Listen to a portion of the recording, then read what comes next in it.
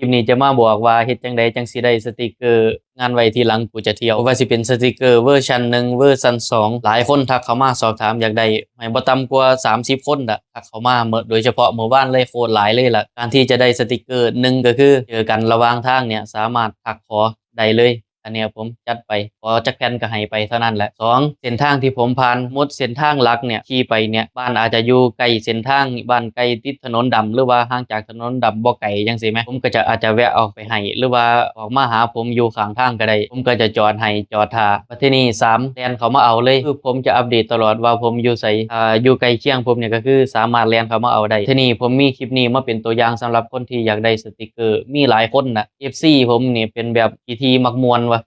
ส่วนมากซุ่มวัยรุ่นนะอยากให้ผมเรียนเอาเข้าไปให้เนาะผมอยู่ไกลปานใดก็บอกให้เรียนเอาไปมาทางพี่แนวว่าซั่นเอาสติกเกอร์มาให้แนวว่าซั่นอยากเอาไปฮอดหน้าบ้านพุ่นเนาะผู้ใดสิไปทั้งเทื่อแบบเส้นทางมันบ่ได้เรียนเข้าไปหรือว่าเส้นทางเฮามันบ่ได้ตรงกันจังซี่แหมผมเรียนไปคนละโซนเจ้าอยู่อีกคนละโซนจังซี่แหมแต่ว่าอยากให้ผมเรียนเอาเข้าไปให้แบบนี้บ่ได้นะครับบ่ได้อยู่ในเส้นทางที่ผมเรียนที่ผมบอกให้มาเอา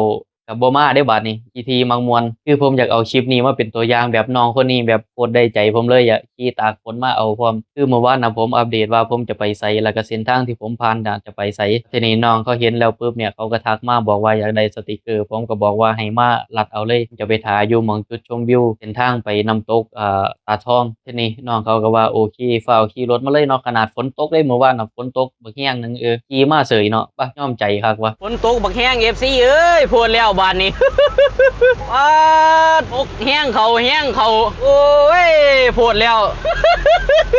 มันสิคักกว่าฮอดเห็นบอกพุ่นละบาดนี้บ่เห็นฮอดทางวะไปสิพาขี่ขึ้นไปเบิ่งข้างเทิงเอามันตอนฝนตกนี่ล่ะ งามอีหลีสะอ่อนฮักผู้ใดอยากมาหน้าคู่ให้มาช่วงนี้เด้อโอ้เขาวงโอ้เพียรโอ้งามบรรยากาศดีคักวะสุดยอดเลยลิขี่ขึ้นมาทั้งเขาแล้วโอ้โหให้บ่มาช่วงนี้ถือว่าพลาดบักยังคักเลยไม่ผู้ใดบัดเมาอีกบาดนี้พ่อใหญ่โอ้ยเนาะขึ้นยางเมาอยู่นี่เนาะบาดนี้เนาะเซ่ไปเซ่มาอยู่พ่อใหญ่นี่แม่ห้วย ปาดขึ้นมาหอดข้างเทิงแล้วเบิ่งหมวกดิพุ่น FC เฮามาจากไสเนาะอ้ายเราโอ้ยขี้ดินมันขี่เข้าไปได้บ่วะเฮ้ยโอ้ขี่ขึ้นไปได้ว่าขี้ดินนี่รถสิบ่ค่าซะบ่นี่รถค่านี่เรียบร้อยเลยเด้นี่เดี๋ยวบ่กล้าขี่เข้าไปเลิกวะเอาจักแผ่นเหรอ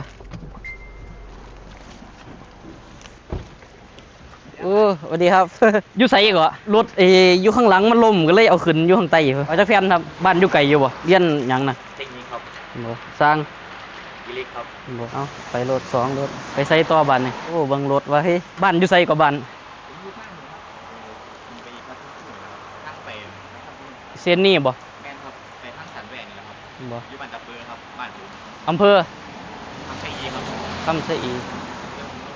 เอามันอยู่เขตอันมุกบ่อยู่นี่ไปทางสันช่องเลยไปตัดเข้ามาด้วยกันพอเห็นแล้วครับมันสิไปทางอันคำชะอีบ่ไปครับสอดพุ่นบ่แม่นครับมันมีทางมาอยู่ครับโอ้ไปกันสิเป็นดงหลวงครับบ่หรือว่าสิทะลุไปดงหลวงพุ่นละมื้อนี้โอ้รถเขาคืองามเลย FC วะรถเฮามันคือมีแต่ขี้ตมเลยผมตั้งใจแล้วที่ว่า